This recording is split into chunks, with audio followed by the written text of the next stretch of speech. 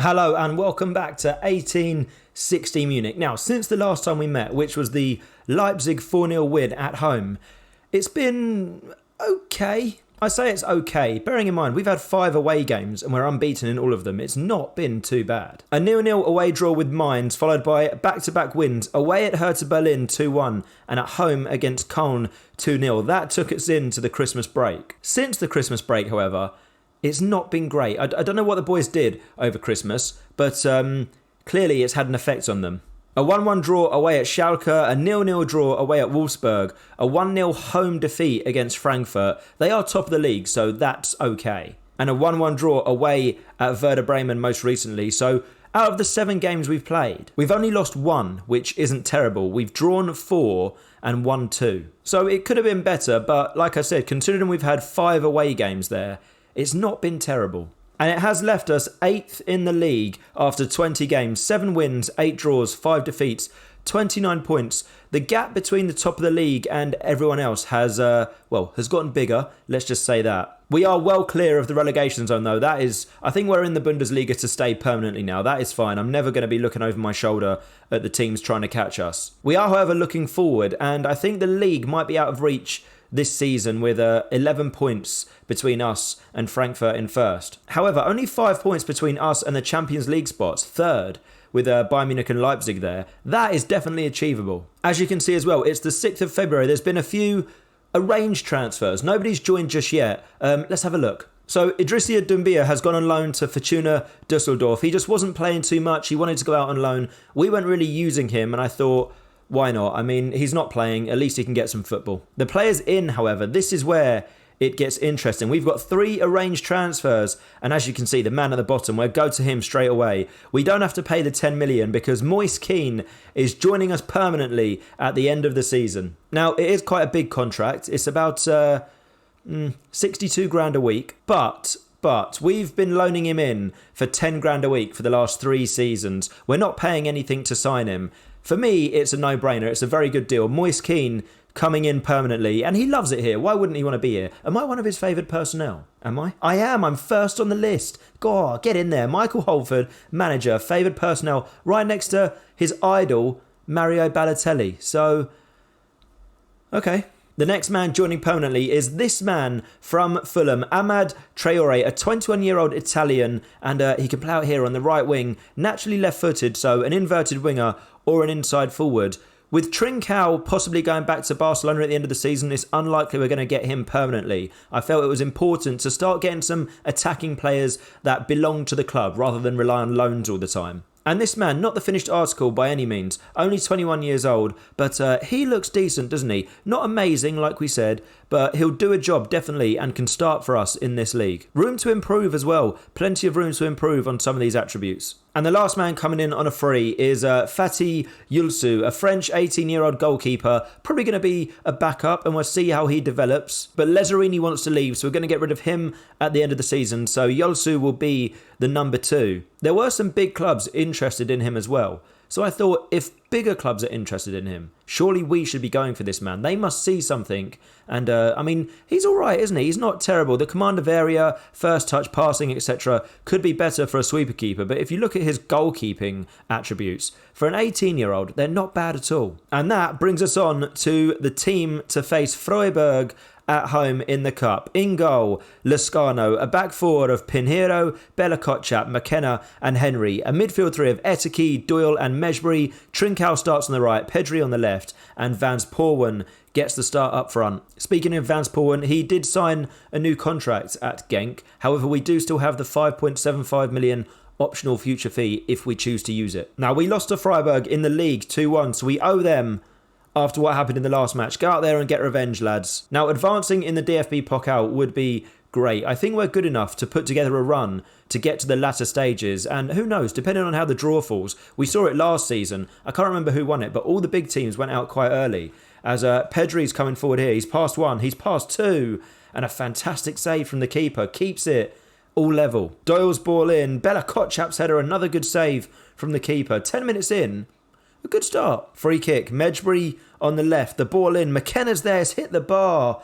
And this first 20 minutes, we have been really, really good. Just haven't got a goal to show for it. We'll demand a bit more. Hopefully that'll cause us to hit the back of their net. Corner ball down on this left-hand side. Doyle's ball in. It's dealt with only as far as Trincao. He's past his man. Mejbri's header. And the keeper can't keep it out. Hannibal Mejbri gives us the lead 5 minutes before half-time. And I think, based on what we've seen, the highlights, no less than we deserve. The first corner dealt with quite well. Only as far as Trincao. He beat his man. And the ball into the middle of the goal. It's a free header. The keeper can't get there. And Mejbri, from the penalty spot, gives us the lead. Not from the penalty spot. That could confuse people. We've got another highlight. Doyle's ball in.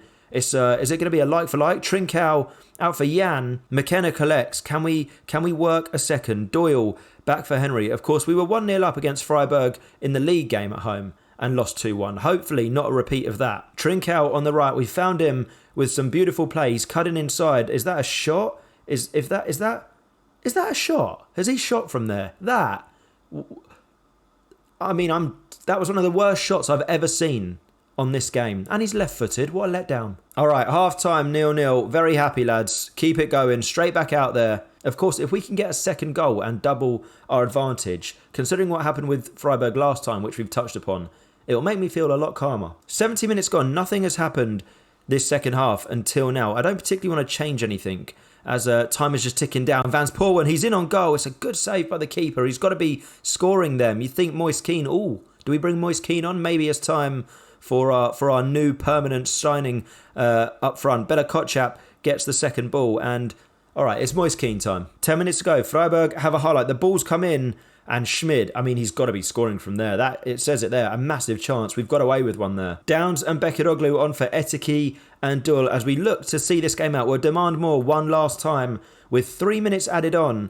Unless there's very late drama here. It looks like, there it is, full time. We advance in the DFB-Pokal. Well done, lads. Where are we? Well done. Well done. Superb. There's still games to be played in this round. When the draw is here for the fourth round, we shall bring you that. Okay, the DFB-Pokal quarter final draw. Look at the 8 teams left in. Ourselves, Borussia Dortmund, Eintracht Frankfurt, Hertha Berlin, Bayer Leverkusen, Borussia Mönchengladbach, FC St. Pauli and RB Leipzig. So some decent teams left in there. I'd probably like to draw St. Pauli, if I'm honest. Let's go through and have a look.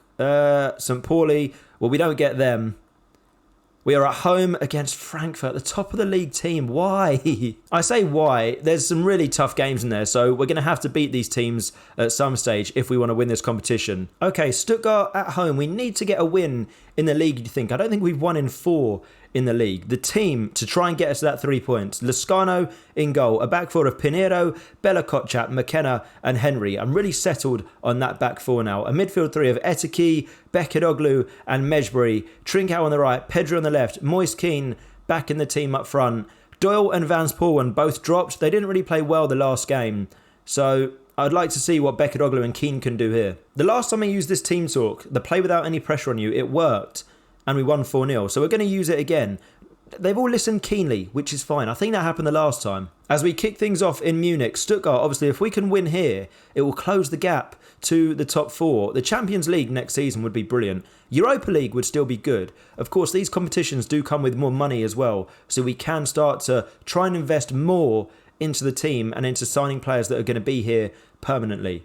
15 minutes gone, however, nothing has happened. 30 minutes in, still waiting on a highlight to bring you guys. We'll demand a bit more as half-time is rapidly approaching. We've got a highlight. I was going to say, people have paid money to come and watch this. And they've not been entertained the first 38 minutes. Stuttgart coming forward down the left. And they've taken the lead. It's 1-0. And that is extremely annoying. The first highlight of the game ends up in a goal. The ball came, I say the ball came in. It got sort of blocked and fell to Silas, who smashed it past our keeper. And it looks like we're going to take a 1-0 deficit into the break. I mean, we've created nothing. We've created absolutely nothing. Stuttgart have got a free kick here. How has this happened? We're 2-0 down. It feels like this has come out of absolutely nowhere. 2 highlights, 2 goals. I mean, that is just... I'm not sure what our keeper's doing. That is so easy. And, all right, we're going to go into the break 2-0 down. That no-pressure team talk worked, didn't it? Yeah, that was good. All right, aggressive.